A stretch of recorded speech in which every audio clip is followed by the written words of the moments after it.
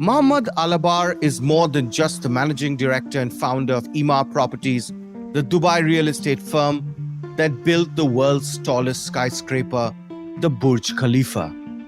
Remember the Tom Cruise stunt in Mission Impossible? Yes, that Burj Khalifa. The multifaceted entrepreneur and investor Alabbar is also taking on Amazon in the Middle East and spearheading UAE's first digital bank, Zand. We got him for a special edition of the Morning Brief, just as he was flying out of London to Riga. You will hear what's in store in the Latvian capital in the interview. My colleague Kailash Babbar and I got him for a freewheeling chat, and honestly, I was personally surprised at his candor as he openly spoke about the mistakes Emaar made in India, but also talked about the future growth prospects and investment opportunities across real estate, food processing, and emerging tech assets, as well as the stronger than ever bilateral ties between UAE and India.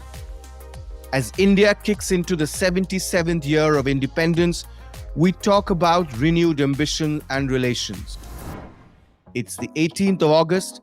I'm your host, Arijit Barman, and you're listening to an appointment with Alabbar only on the Morning Brief.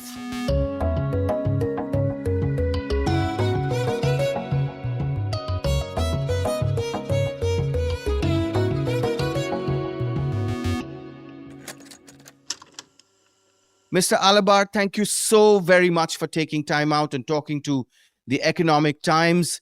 You're actually at the airport, all set to fly out. Please, thank you so much for taking the time to come and talk to me. Thank you. So let me kickstart this question straight away by asking you about everybody's new address, which is Dubai. From hedge funds to well-heeled Indians, your city happens to be the place to be post-COVID. What's your take on the sudden surge of land prices in Dubai? All this is really not too strange when you talk about this. The integration between UAE in general, specifically Dubai and India, it's historic. And the best example is my father. My father, as a ship captain, he didn't read or write. Okay. But my father spoke Arabic and spoke Hindi. Oh. Right? And that tells you that the trade between us, and as a result of that, friendship, trust, comfort, started, 100 years ago. Mm-hmm.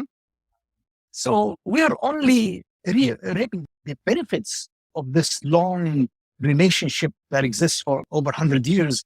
It continues to grow. But it makes sense. I mean, we are in UAE or in Dubai, and Dr. Mahathir said, look east. And where do we look east? Mm-hmm. Is there anything better, bigger, more stable, right? Keep growing than India? There is nothing. Mm-hmm. So I think one have to be reasonable that the relationship is deep, the understanding of cultures is deep, the trust is deep. But what made it better is that also the leadership are really integrating their thoughts, getting closer, even though we as normal people have started a long time ago with India. So my answer is that I think the relationship and the trade and the business will continue to grow. And I hope it does, because we need that grand global economy, which is India, to be part of us. So let me get this right. You're saying that there has been large buying, and that in turn has led to huge spikes in Dubai's property market? Well, the recent events, not only Corona, but what happened in Corona is that a lot of people discovered Dubai. If you are from Iran, if you are from Russia, if you are from England, if you are from Africa, or in that, the city have proven that it has brave policies, while infrastructure is really great. And a lot of people were looking for a place to run to while the crisis was in, for good health care, for good quality life. So we had a lot of people coming in from all over the world, including from India. I think that was a big discovery for people. But remember, Dubai is a very small town. Dubai is 3 million people only. So if we have 500 people from Africa and 500 from India and 500 from Russia. We can't handle. We don't have enough homes because we're a tiny place.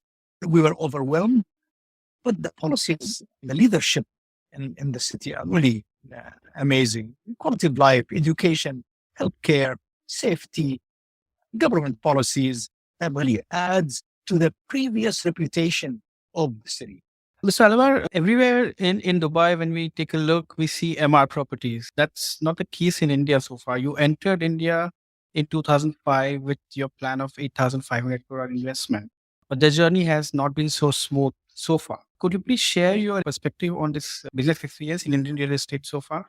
Well, in India or anywhere else, we were a young company when we came to India 20 years ago. And I think we are learning. We made a mistake. We are not good as partners because we do business differently. We do business long term. We don't want to make money tomorrow or the after. And sometimes you have partners who want to make money tomorrow morning. That's their right. There's nothing wrong with that. So that really created a lot of obstacles for us. And we're tribal. We represent our tribe. We represent our country. We represent our people. So it was a bad partnership. Principles are completely different when it comes to the work. So there's nothing wrong. We learn, we have issues that we have to deal with every once in a while. And this is unfortunately one of them. But, we are moving forward. India is our future. I really think that I'm doubling down on India because everything is about leadership in my country, in your house, in my house. And I really think that with Mr. Modi we have a once in a lifetime leadership like him. And we have to take advantage of it. India is a very serious business, and his leadership is a very serious business. But we made a mistake. We are moving forward, and let's be positive about tomorrow. So, you talk about doubling down. What gives you the confidence that this is perhaps the best time to double down? Because why I'm asking you is there are several legal and regulatory issues which are still pending. So yet you're saying that you're confident and you want to move ahead. You want to invest more, considering that there are several pending cases which are still ongoing, arbitrations ongoing. What's giving you the confidence to double down on India? First of all, thank God, all our cases are looking good. We won most of them, and we know that our books are clear. We don't have anything to worry about. Mm-hmm. Let the cases take their space, but our business is completely in a separate vehicle. And I'm not going to really sit down and wait for government rules and regulation to be 100% perfect. If you talk about government regulation, I'd rather go in now, plan for the long term with India, and as regulation improve, I want to be upfront. While maybe a lot of investors, they want to wait till everything is perfect when it comes to regulation. And I think with almost 30 years of experience, I think we've learned a few things in our lives to minimize the risk going forward. But that doesn't put any shadow of doubt on where India is going in the future. You talked about, our prime minister. I'm assuming you have very good personal relationship with him. So does UAE as an emirate. But have you raised issues that you're facing with the senior leadership in India? And what's been the response like? There was instances and there was really good support in line with the courts and the systems in India. So there has been total support as long as everybody has to stick to what the rules and regulations are. Very welcoming for inviting us to do more in India. And I hope you can hear more in the coming months. So it has always been very supportive, very inviting. So that really encourages me that I should also do more. Mm-hmm. On the economic side, things are in the right direction, but also on the political side, there's a great support. So for someone who's built Emaar from scratch and made it into Dubai born global brand, how does Emaar Group plan to maintain its reputation for quality and innovation while navigating the complexities of the Indian real estate sector? I mean, real estate that way is a very local business. How will you take care of this?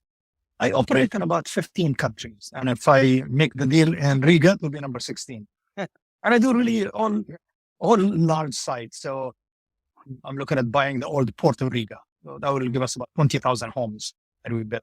When it comes to homes, it's a very interesting business.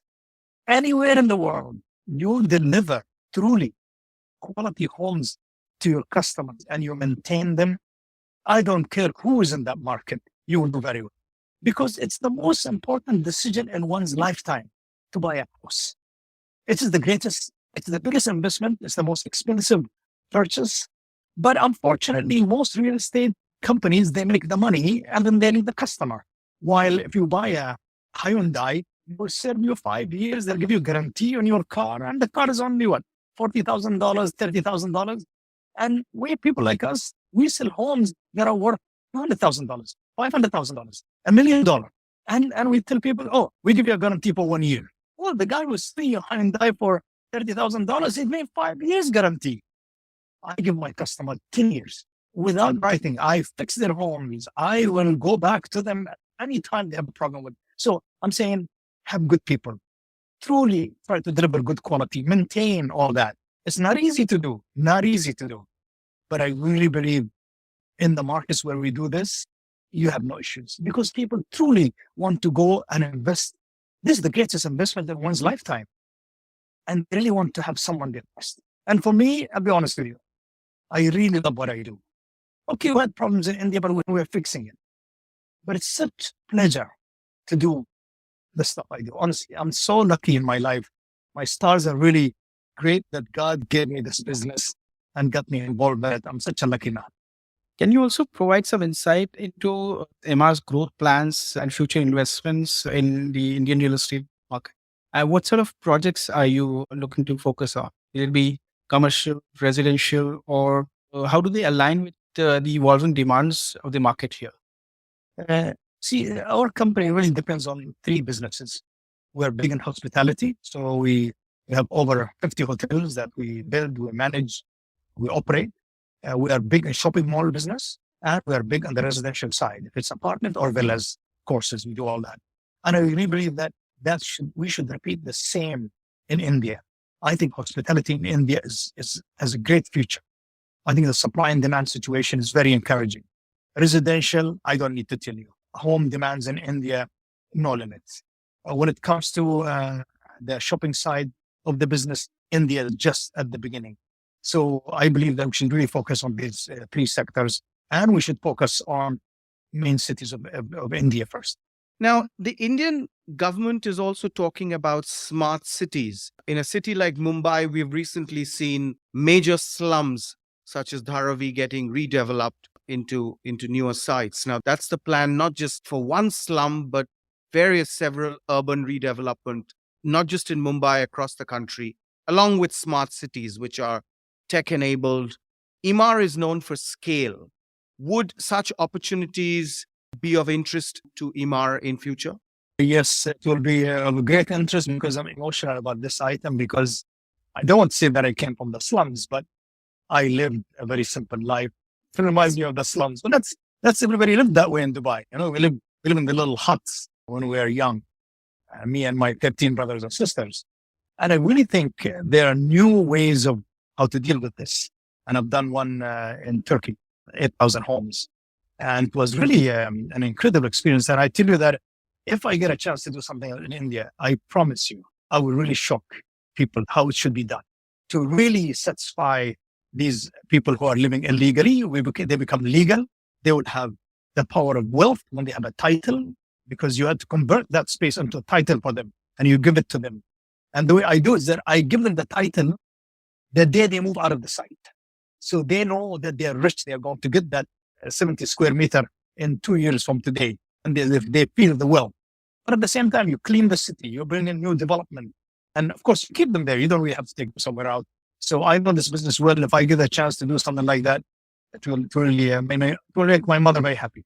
You said retail is also one of the focus areas for you. You recently announced a project in Jammu and Kashmir. What has been the progress so far there? And there are also plans to build a museum in Gujarat, we hear. Can you take us to that? You are really updated, huh? Wow. Yes, the museum is just at the beginning. We're just starting out. It's a guidance for the leadership. It's really a very exciting project as well. On Kashmir progressing, I don't have exact update, but that's something that's also on the way forward. We also might announce in the coming months another sizable project where in the resort areas in the hills of India.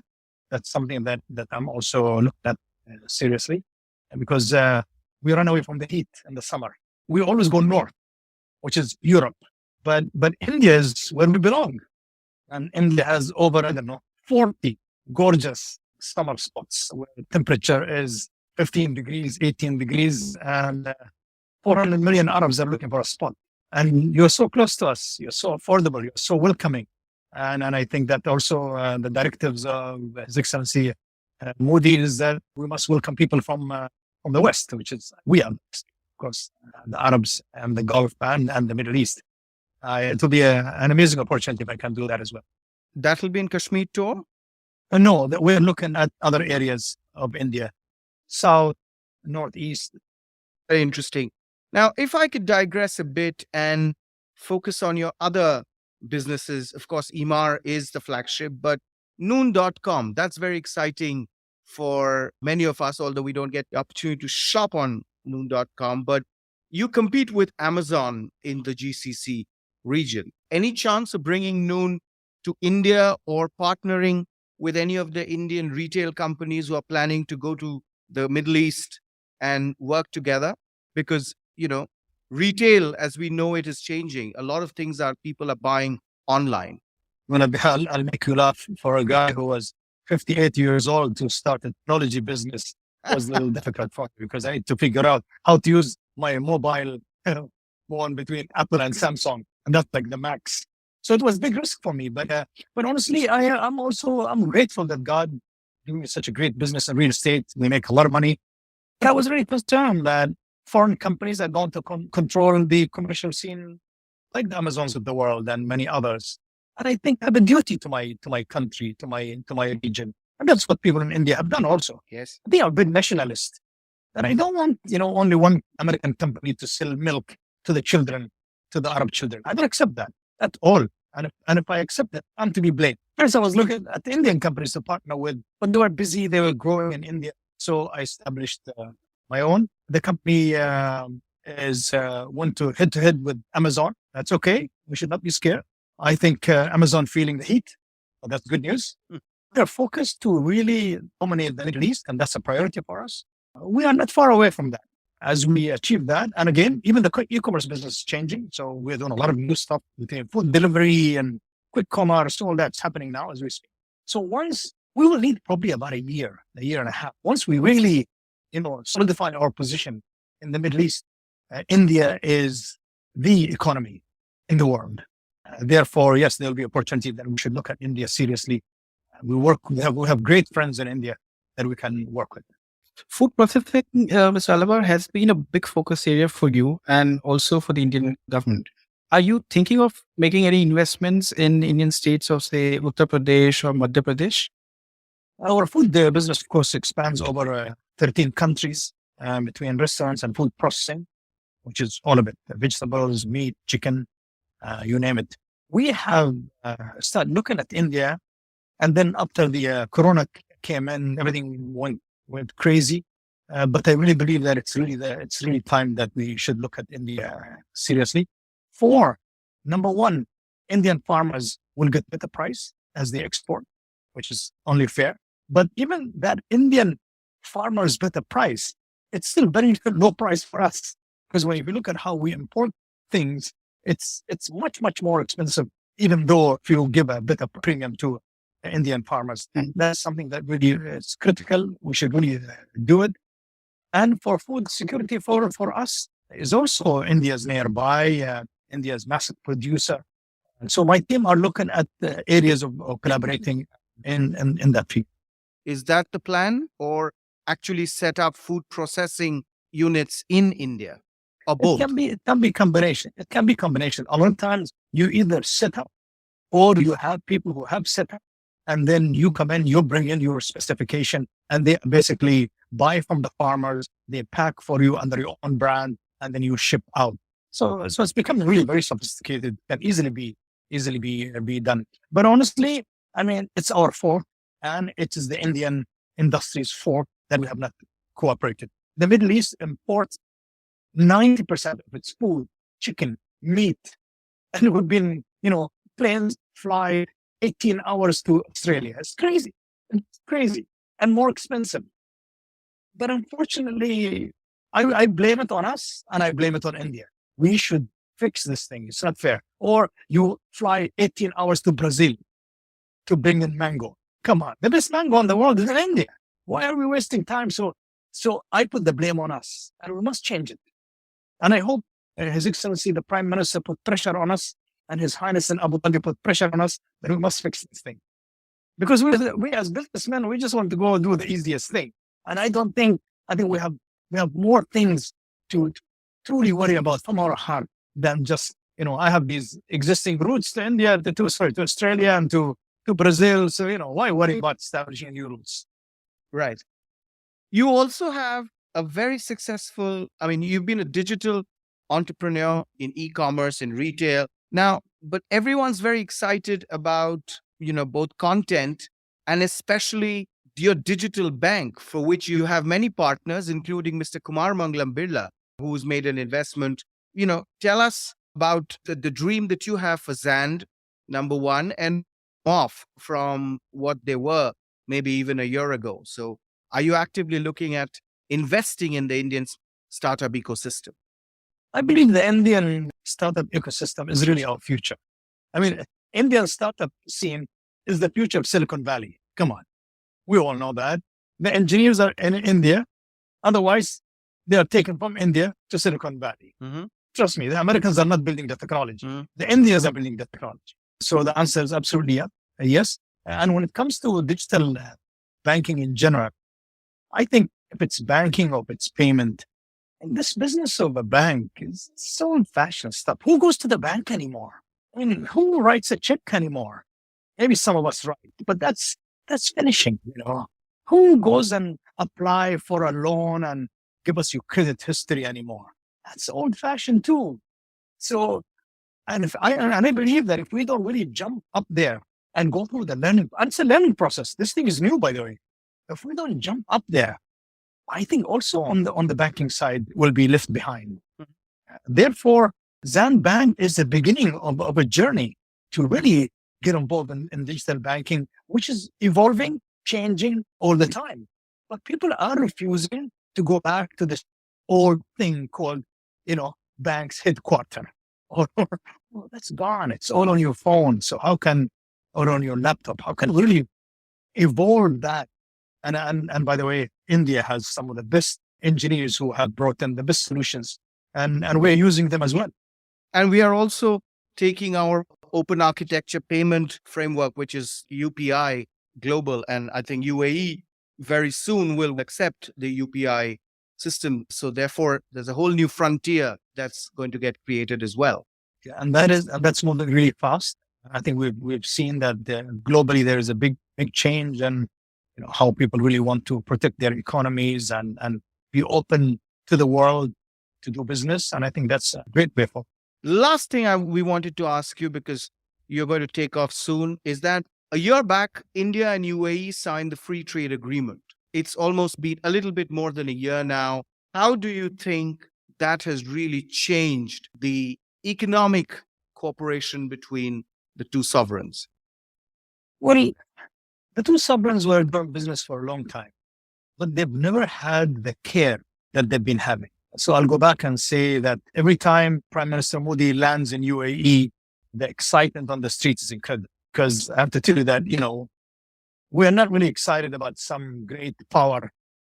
I don't know what these powers are. I don't want to mention names. It's US or anybody else coming visiting us. Our great power and great friend is India. So when a man representing 1.6 billion people lands in our country, it's a very serious business for us. And we know he came many times, and it's very close to our hearts. But more important than that is that our leadership, Sheikh Mohammed bin Zayed, knows, that he is such a close friend of the Prime Minister.